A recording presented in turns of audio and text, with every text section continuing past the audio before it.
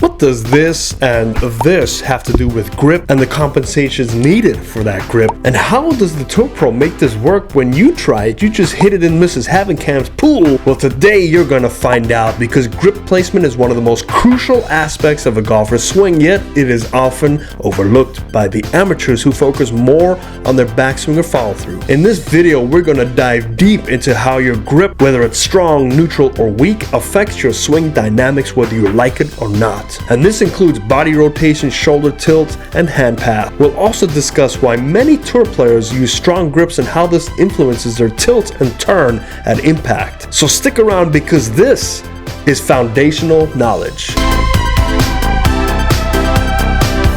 So before we get to the nitty-gritty of the key I want you to look at in your swing, let's go over real quick for those that are unfamiliar with what grip placement really means. The grip placement directly affects how the club face behaves throughout the swing and impacts your body mechanics. And here's what each grip typically means for the average golfer. A strong grip is where the hands are rotated more towards the trail side. At address, you typically see 3 to 4 knuckles on the lead hand. The effects on the swing mechanics: it can promote a naturally closed club face, reducing slices. It can encourage an in-to-out path, ideal for players who are trying to hit a draw. It requires less shoulder tilt and impact because the grip helps close the face naturally, and if rotation is insufficient, it can lead to hooks or pulls. Now, the stats inside the study show that 60 to 70% of PGA Tour players use grips that lean towards the strong side to maximize power and control, but because they rotate a lot, this could lead to problems unless they do this one key move, which we're going to learn. Now, the weak grips, the hands are rotated more towards the lead side, and at address you typically see 1 to 2 knuckles on the lead hand. The effects on the swing mechanics: that keeps the club face more open, promoting a fade,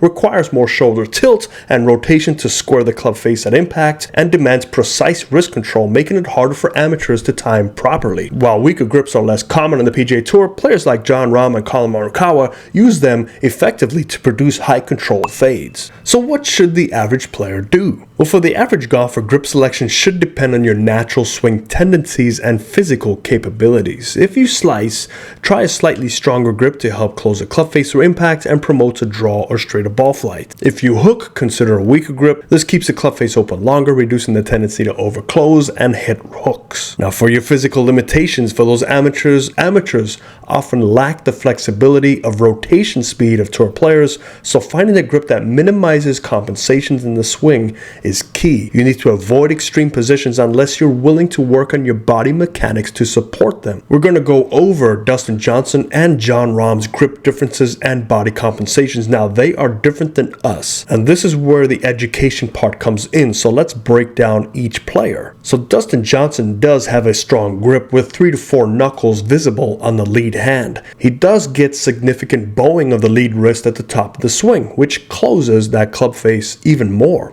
The combination of a strong grip and bowing creates a naturally closed club face as a result. The body mechanic alterations is Johnson requires more shoulder tilted impact to shallow the club and prevent hooks. His trail shoulder is significantly lower than his lead shoulder at impact, helping him manage the strong grip and draw biased swing. He also relies on aggressive hip and torso rotation to control the timing of that club face closure. Without this rotation, the strong grip could lead to overclosing and hooks. And with that, he has a high power draw with a naturally lower trajectory due to de-lofting effect of the wrist position. Then we take a look at Jon Rahm. He has a weak grip with only 1 to 2 knuckles visible on the lead hand, and he has extreme bowing as well of the lead wrist at the top of the swing, which compensates for the open club face caused by the weak grip. Even though these players bow the wrist at the top, they're doing it for different reasons. Jon Rahm's bowing squares the club face during the downswing, allowing him to produce a controlled fade. Now, Jon Rahm has less shoulder tilt compared to Johnson because his wrist position and neutral swing path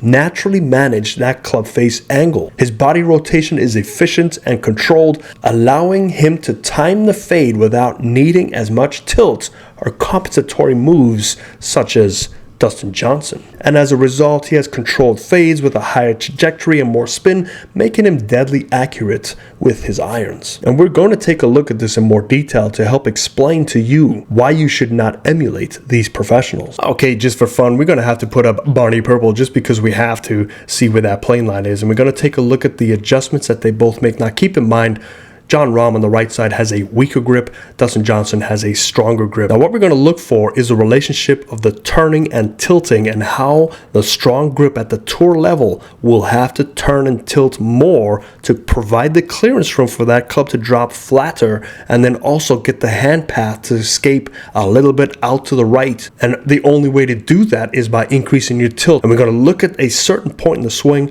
that will really hit this home for you. So let's just go right to the top of the swing. And immediately you can see that we're going to draw this in green, and the club face related to his lead arm.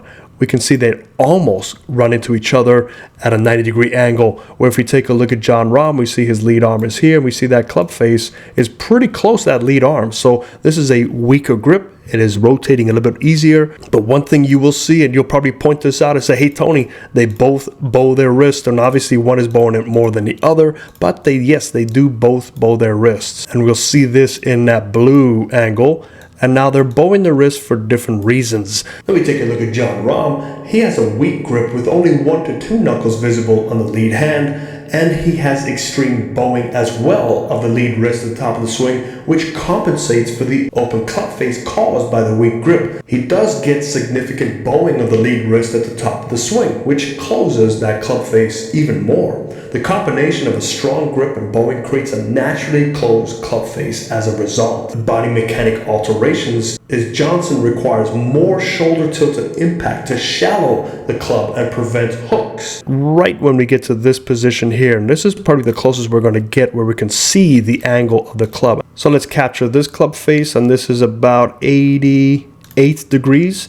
And let's capture this club face, and this is about 100. So we have about 12 degrees of difference. Now keep in mind, this isn't exact, but it's going to give you a good reference point to see the difference and where they have to make up. Now Jon can take more of a rotational approach, so Jon can rotate a little bit more, and you can see the lower body not as turned as much as Dustin Johnson, because he has to get out the way. Because why is that? As they strike the golf ball. Now let's take the same measurements from their shoulder tilting. So we have Dustin Johnson here with 65, and we have Jon Rahm here with 54. So we have 11 degrees or so difference of tilt, and we had 12 degrees or so difference of club face position. So the more the club face closes on the way down, the more you have to tilt to change the path of your hands to finish more right of your targets to delay that release. The more your shoulders have to turn under to push the path of your hands right, because what's happening as well is the body is turning because you have to turn more. So he has more turn and more tilt to adjust the hand path because of that club face position, where Jon Rahm doesn't have as much turn and he doesn't have as much tilt because of his grip. And the only reason he adds any sort of bowing to his backswing is because he starts with a weaker grip, so that helps him close that club face down at the top of his swing to match his plane. How does your grip change affect body positions? Let's talk about shoulder tilt. Strong grips require less shoulder tilt because the grip naturally helps square the club face. Excessive tilt with a strong grip can lead to hooks unless you have rotation like the tour pros, which is why they're taking the best of both worlds. Now, body rotation, strong grips rely on aggressive rotation to stabilize the face and avoid overclosing, a la the PGA Tour pros. Now, weak grips need precise, efficient rotation to square the club face at impact without flipping the wrists. And a tour pro with a weaker grip can get away with this by rotating more to help square the club face, but not have excessive tilt to complement the strong grip. Just remember, the tilting action moves your hand path right. The turning action moves your hand path left. So it will come into play depending on your grip location and your body rotation and tilting ability. So why does the strong grip work for the amateur? Well, it works if you have less rotation and tilt, because a strong grip naturally helps square the club face at impact, even with less rotation and tilt. It's the grip that closes the club face for you. It's easier to fix a slice, but there are some trade-offs for amateurs. Number one, it can create hooks and pull hooks if the face closes too quickly, and amateurs must be cautious about over-relying on that grip and should focus on moderate rotation and tilt to avoid inconsistent ball flights. Now, why do the pros get away with it? Because they get the best of both worlds. Number one reason, they have access to more tilt and rotation more so than you or I. They are highly flexible, powerful, and athletic. This enables them to rotate their bodies aggressively and tilt their shoulders significantly during the downswing and at impact, something you or I struggle with. For example, we saw Dustin Johnson, his strong grip that worked in tandem with his extreme rotation and shoulder tilt. His body seems to stabilize that club face while his tilt shallows the path and delays the release to control the ball flight. And the combination of a strong grip and superior mechanics allow pros to maximize power and consistency, the best of both worlds. So I'm just going to leave you with this. Your grip plays a fundamental role in your swing dynamics. It affects everything from your wrist mechanics to your shoulder tilt and body rotation. And while players like Dustin Johnson and Jon Rahm have perfected their unique grip styles through elite skill and physical conditioning, the average golfer should focus on finding a grip that matches their natural tendencies and physical capabilities. So experiment with your grip, understand how it influences your body positions, and practice finding the right balance, because balance is key. Let me know in the comments what grip you use and how it's affected your game, any swing changes you have made. Don't forget, Sundays, 6 o'clock Pacific Standard Time, we go live right here, so submit your swing to me, face on down the line. I'll help you for free.